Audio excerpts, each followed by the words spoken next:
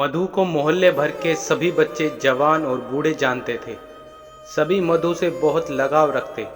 मधु भी तो सभी के दुख दर्द में शरीक होती। वह कहती, दुख बांटना आत्म संतुष्टि का परिचायक है। सौम्य, सुंदर, सुशील मधु ने भले ही मायके में अमीरी के दिन देखे हों, मगर ससुराल की गरीबी में वो भी अमीरों जैसा खुश थी। यहाँ तक कि मधु ने अपनी ससुराल की गरीबी को कभी अपने मायके में जाहिर नहीं होने दिया। मधु का पति मुकेश नेक इंसान था। मोहल्ला या रिश्तेदार ही क्या, पूरे नगर में कोई भी उसकी बुराई नहीं करता। वह सबके साथ हंसता, बोलता और अपने काम से काम रखता। तरह से खुश रहने वाली मधु के चेहरे और हाव भाव से नहीं लगता था कि वह कोई दुख भी झेल रही है, जबकि वह ऐसा दुख झेल रही थी कि अक्सर एकांत में रोया करती। उसे निसंतान होने का दुख था। मोहल्ले के बहुत सारे बच्चे तो ऐसे भी थे जो पूरा दिन मधु के पास गुजारते। मधु भी बच्चों के खाने के लिए नित नए नए पकवान बनाती, उन्हें खिलाने दिलाती और उनके लिए अच्छे अच्छे कपड़े भी सिलती। जब कभी उसकी सास बच्चों पर किए जाने वाले खर्च को फालतू कहकर मधु को समझाने का प्रयास करती, तो वह नम्रता के साथ कहती, माताजी, यदि हमारे अपने बच्चे होते तब भी तो खर्चा करना ही था। परंतु सास को गुस्सा सिर्फ इसलिए आ जाता कि बहू ने उसे जवाब दिया। क्रोध में भुन भुनाई सास कहती, बड़ी आई बच्चों वाली, तू मनहूस है। तूने ऐसे कर्म ही कहाँ किए हैं जो एक लल्ला जन सके। मुझे लगता है अब तो बस बंस बेल भी यहीं रुक जाएगी। यह कहकर जोर जोर से रोने लगती और फिर देर तक बड़बड़ाती। सास के मुंह से ताने सुनकर मधु अंदर तक सहम जाती। वह कुछ कहने के लिए मुंह खोलना चाहती, मगर कुछ भी तो नहीं कह पाती। उसका दिल कांप उठता और आंखें सजल हो जाती। बेबस अपने कमरे में जाती और बेड पर औंधी लेट जाती। वो तब तक रोती जब तक कि उसकी आंखों का पानी सूख नहीं जाता। मधु के पिताजी शहर के जाने माने वकील थे और माँ पढ़ी लिखी कुशल गृहिणी थी। मधु उनकी एक लौती संतान थी। माँ बाप की मुंह लगी लाडली मधु बचपन से ही जहीन थी। अपने विद्यालय में हमेशा प्रथम रहने वाली मधु सादगी पसंद थी।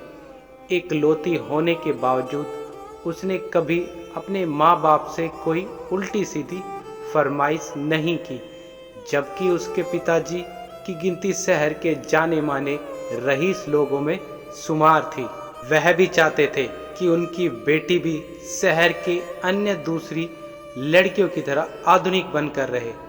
उसे याद आ रहा था जब पिताजी वर्मा जी के बेटे की शादी के रिसेप्शन से आकर बोले थे, मधु, कभी कभी तो तुम भी जीन्स शर्ट पहन सकती हो, कल बाजार से जाकर ले आना। हाँ, मैं भी सोचती हूँ जब दूसरी लड़कियाँ मुझे भी चहकाती हुई अच्छी लगती हैं, तो हमारी मधु भी आधुनिक कपड़े क्यों नहीं पहन सकती। माँ ने भी अपनी मर्जी व्यक्त की। मधु सोच में पड़ गई। उसने कुछ देर सोचने के बाद कहा, पिताजी, आप अपनी बेटी को खुश देखना चाहते हैं या सुंदर? कौन बाप है जो अपनी बेटी को खुश नहीं देखना चाहेगा? पिताजी ने उत्तर दिया, तब मैं जो कपड़े पहनती हूँ उन्हीं में खुश हूँ। रही बात सुंदरता की, तो आपकी बेटी इतनी बदसूरत भी नहीं है। अब आया समझ में। मेरी बेटी किसी की सोच को अपने ऊपर हावी नहीं होने देना चाहती है। माँ ने गर्व के साथ कहा। अच्छा भाई, मैं हारा मानता हूँ दोनों माँ बेटियों से। पिताजी ने पूछा, और तुम आधुनिकता से क्यों चिढ़ती हो मधु? चिढ़ती नहीं हूँ पिताजी, बल्कि मैं तो आधुनिकता का पक्षधार हूँ। लेकिन क्या कम से कम कपड़े पहनना और अपनी संस्कृति को भूल जाना ही आधुनिकता है? बेटे, ग्लोबलाइजेशन का जमाना है, हमें पूरी दुनिया के साथ मिलकर चलना ही होगा। मानती हूँ पिताजी, लेकिन क्या हमारा कोई अस्तित्व ही नहीं है? हमें ही दुनिया के साथ मिलना है, बाकी दुनिया को क्या हमारे साथ मिलकर नहीं चलना चाहिए? सबको सबके साथ मिलकर चलना चाहिए, पिताजी ने कहा। तब हमें अपनी संस्कृति को भी तो जीवित रखना होगा। सभी यूरोपियन सोच के हो जाएंगे तो भारतीयता कैसे जीवित रह पाएगी?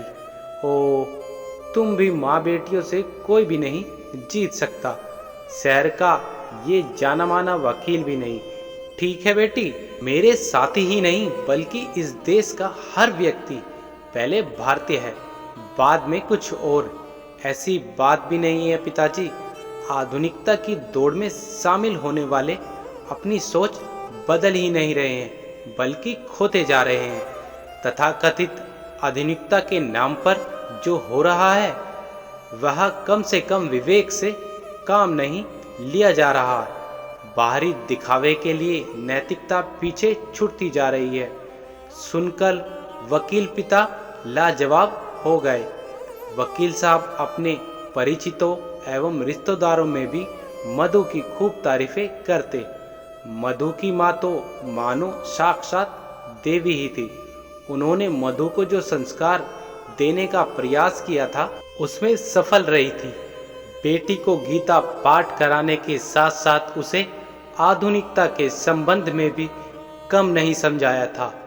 यूं भी कहा जा सकता है कि माताजी ही मधु की वास्तविक गुरु थी।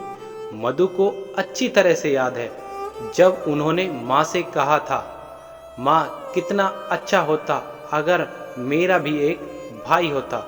माँ ने कहा, देखो बेटी, मनुष्य भी प्रबल इच्छाएं होती हैं, वह सब कुछ चाहता है, मगर एक मनुष्य को सब कुछ प्राप्त हो नहीं सकता। किसी को किसी चीज की कमी है तो किसी को किसी चीज की।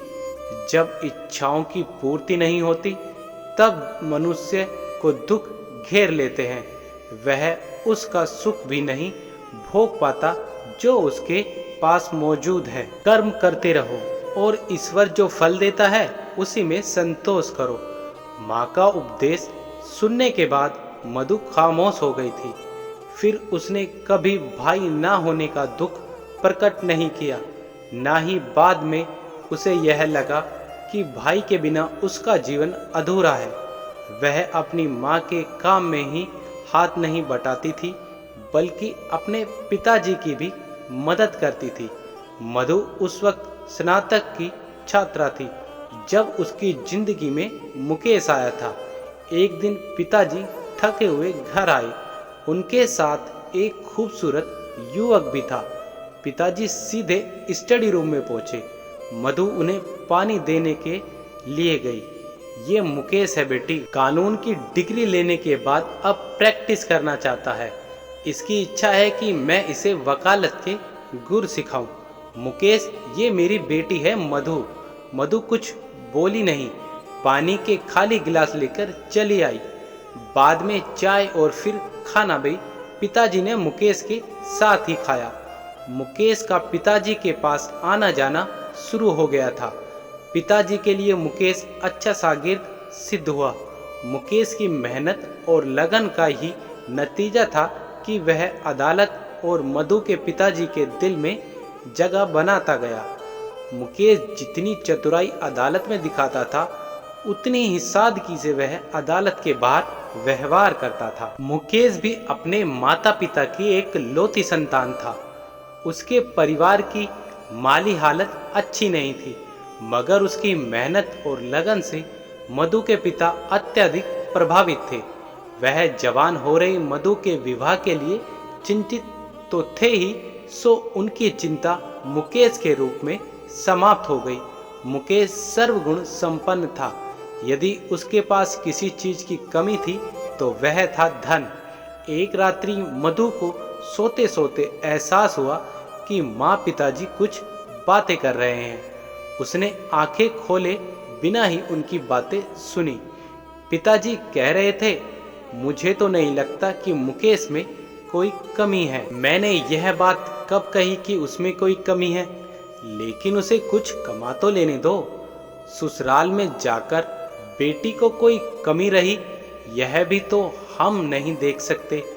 माँ ने गंभीर होते हुए कहा, अरे बावली, हमारे पास जो कुछ भी है वो भी तो मधु का ही है। पिताजी ने समझाया, एक बात कहूँ जी, हमारी बेटी पूरी तरह सांस्कारिक है और कोई भी सांस्कारिक लड़की यही चाहती है कि वो अपने पति की कमाई में ही खर्च चलाए। कैसी बात कर रही हो, हमारा मधु के अलावा है ही कौन? पिताजी ने खींचते हुए कहा, नाराज क्यों होती हो जी? मैंने इनकार तो नहीं किया है, बस मेरा कहना यही है कि मुकेश को और कमा लेने दो ताकि वो अपने घर की माली हालत सुधार सके। अच्छा ये बताओ, मुकेश तुम्हें पसंद है या नहीं? पिताजी ने खींचकर पूछा। हाँ, लेकिन पहले मधु से भी बात करूंगी। मधु को पसंद नहीं होगा तो बात आगे नहीं बढ़ाएंगे, माँ ने भी खींचकर ही उत्तर दिया। फिर उनके बीच चुप्पी छा गई। मधु को उस रात नींद नहीं आई। वो रात भर सोचती रही कि माँ को क्या जवाब देगी।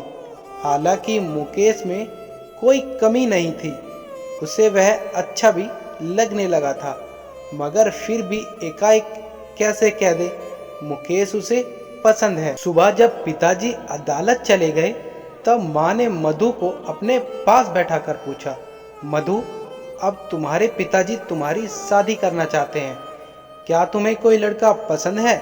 माँ, कैसी बात कर रही हो? क्या आपको अपनी बेटी पर इतना भी भरोसा नहीं है? क्या सोचकर मैं किसी लड़के को पसंद करूं? मुझे अपने पिताजी और माँ पर पूरा भरोसा है। आपसे ज़्यादा मेरे सुख दुख का ख्याल और कौन रख सकता है? मुकेश तुझे कैसा लगता है? माँ, आप और पिताजी ने क्या वाकई मुझे अपने से दूर भेजने का मन बना लिया है? मैंने सिर्फ यह पूछा है कि मुकेश तुझे कैसा लगता है। मुझे उससे क्या लेना देना? जो आपको अच्छा लगे उसी के साथ जाने को तैयार हूँ। माँ की आंखों में पानी भर आया। उन्होंने मधु को बाहों में भर लिया। उनके मुंह से अनायास ही निकला, मेरी बच्ची, औरत ही तो प्रकृति की प्रतिमूर्ति है और प्रकृति सदा विकास के लिए सोचती है। क्या तुझे ससुराल जाते हुए खुशी नहीं होगी? जवाब में मधु ने हाँ में सिर हिला दिया। तेरे पिताजी मुकेश के साथ तेरे रिश्ते की बात पक्की करना चाहते हैं। लड़का तो ठीक है, तुझे पसंद है ना? माँ, आप अपनी बेटी को अच्छी तरह जानती हैं। आपकी पसंद ही मेरी पसंद है। दोनों के बीच काफ़ी बातें होती रही। माँ को बेटी के चले जाने का गम सताने लगा और बेटी को माँ पिताजी दोनों से दूर जाने का। शाम को पिताजी लौटे। सब कुछ सामान्य था। रात में मधु को नींद नहीं आ रही थी। उसका हृदय में साधु के लड्डू फूट रहे थे। वो खुश थी। मुकेश की तस्वीर उसकी आंखों के सामने तैर रही थी। उसने सोने का बहाना बनाया। जब पिताजी को लगा कि मधु सो गई है तब उन्होंने पूछा, मधु से बात हुई है? हाँ। क्या? वो तो हमारी खुशी में ही खुश है। हम उसका बुरा तो नहीं चाहेंगे। ठीक है, कल मुकेश के घर जाकर बात पक्की कराओ। और अगले दिन मुकेश के घर जाकर उसकी माताजी से अपनी इच्छा व्यक्त की। मुकेश वकील साहब व उनके परिवार के तमाम किस्से अपनी माँ को सुनाता ही रहता था। वकील साहब की इच्छा से तो मुकेश की माँ की खुशी का ठिकाना ही ना रहा। उन्हें लगा कि उनके सभी सपने साकार उठे हैं। इतना अच्छा रिश्ता भला कौन अपनाना नहीं चाहेगा। मुकेश की माँ ने तुरंत हाँ कर दी। विवाह की बात पक्की हो गई तो फिर तैयारियां भी होने लगी। सादगीपूर्ण तरीके से मुकेश व मधु का विवाह संपन्न हो गया। मुकेश को पति के रूप में पाकर मधु बहुत खुश थी। मुकेश की माँ ने आशीर्वाद देते हुए कहा था, दूधो नहाओ पूतो फलो। दोनों परिवारों के बीच हंसी खुशी का माहौल बन गया था। मुकेश की माँ की खुशी उस वक्त और भी अधिक बढ़ गई जब उसे पता चला कि वह दादी बनने वाली है।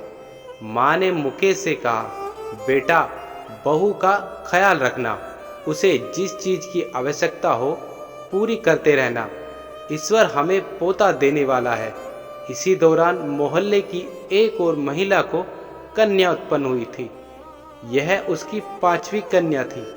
तब मोहल्ले में उसकी किस्मत की चर्चा होने लग गई।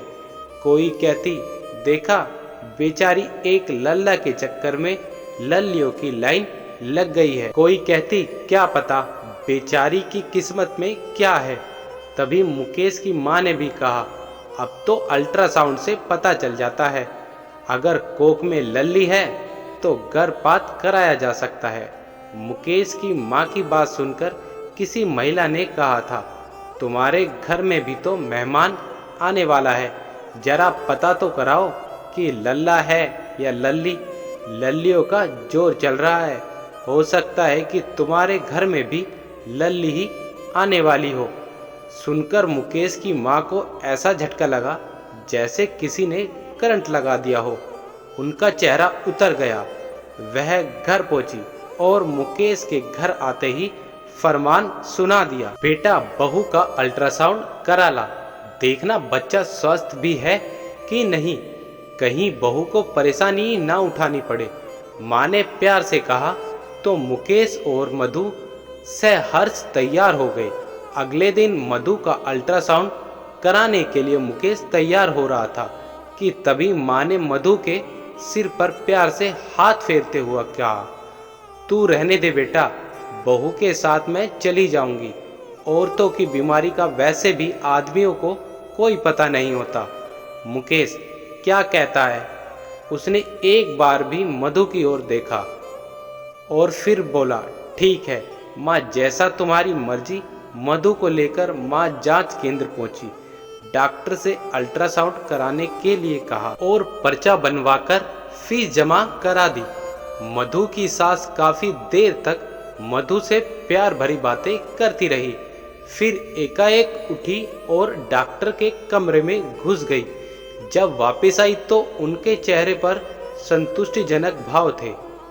बस अभी होने वाला है, मेरी डॉक्टर से बात हो गई है, उन्होंने मधु से कहा और बराबर वाली कुर्सी पर बैठ गई। थोड़ी देर बाद मधु की अल्ट्रासोनिक जांच हो गई। कुछ देर इंतजार करने के बाद उसकी सास पुनः डॉक्टर के पास पहुंची। क्या आया डॉक्टर साहब? डॉक्टर ने कहा, उसके चेहरे के भाव को पढ़ते हुए कहा, लड़की है। मधु की सास का चेहरा लटक गया। वो चेहरे पर कठोर भाव लाते हुए बोली, मुझे इससे छुटकारा चाहिए। मिल जाएगा, परंतु 20,000 रुपये लगेंगे। मैं तैयार हूँ, मगर बहू को पता नहीं लगना चाहिए। यह तो मुश्किल होगा, आप मेरे ऊपर छोड़ दीजिए। बहुत जल्द मैं बहू को आपके पास लेकर आऊँगी, बस आप तैयार रहना। पैसों की फिक्र मत करना। बच्चे की कमजोरी होने की रिपोर्ट बना कर दीजिए तो मुझे आसानी होगी। ठीक है। डॉक्टर का जवाब सुने बिना ही वो बाहर निकल गई। उसने मधु से कहा, रिपोर्ट शाम को मुकेश आकर ले जाएगा, हम चलते हैं। मधु असमंजस में थी। उसकी सास के चेहरे पर अब संतुष्टिजनक भाव नहीं थे। उसने सास से कुछ नहीं पूछा और घर चली आई। शाम को रिपोर्ट आई तो उसमें बच्चे के कमजोर होने के संकेत थे। सास ने मधु का ध्यान रखना शुरू कर दिया। मधु सास की खातिर और सेवा से बहुत खुश थी। एक दिन अचानक मधु का पैर फिसल गया और वह गिर गई। सास ने तुरंत रिक्शा बुलाया और डॉक्टर के पास पहुंच गई। वो डॉक्टर से मिली और रुपए पकड़ाती हुई बोली, मधु को पता नहीं लगना चाहिए, भले ही उसे बेहोश करना पड़े। रुपए लेने के बाद डॉक्टर ने मुस्कुराते हुए कहा, आप बेफिक्र रहिए, आपकी बहू को एडमिट कर रहे हैं, दवाइयों के पैसे बाहर जमा करा देना। मधु को एडमिट कर लिया गया। उसे दवाइयाँ और जांच के नाम पर बेहोश कर दिया गया। 3 महीने का गर्भ था। वह जल्द ही मातृत्व सुख प्राप्त करना चाहती थी, परंतु जब उसे होश आया तो उसकी सारी खुशी काफूर हो गई थी। मुकेश उसके सामने आंखों में पानी लिए खड़ा था और सास उसके सिर पर हाथ फेरते हुए कह रही थी, बेटी घबराने की जरूरत नहीं है, ऊपर वाले की मर्जी के सामने भला किसकी चली है। बेचारी मधु, उसके साथ यह घटना प्रथम तो थी परंतु अंतिम नहीं। एक एक कर सास ने मधु का 4 बार गर्भपात कराया। पोते की इच्छा ने दादी को शैतान बना दिया। बगिया को सींचने वाले ने ही पौधे को उखाड़कर फेंक डाला। अंतिम बार डॉक्टर ने ऐलान कर दिया कि अब मधु कभी मां नहीं बन सकती। सुनकर मधु की सास घबरा गई। उसने अपनी करनी को मधु की कमजोरी के रूप में बदल दिया। मधु भले ही कितनी भी समझदार थी, मगर मां बनने की चाह तो हर स्त्री को होती है।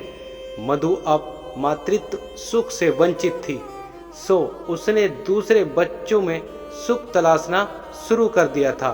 वह खुश रहती थी, परंतु सास से जब कोई महिला बच्चों की बात करती तब वो कसमसा कर रह जाती।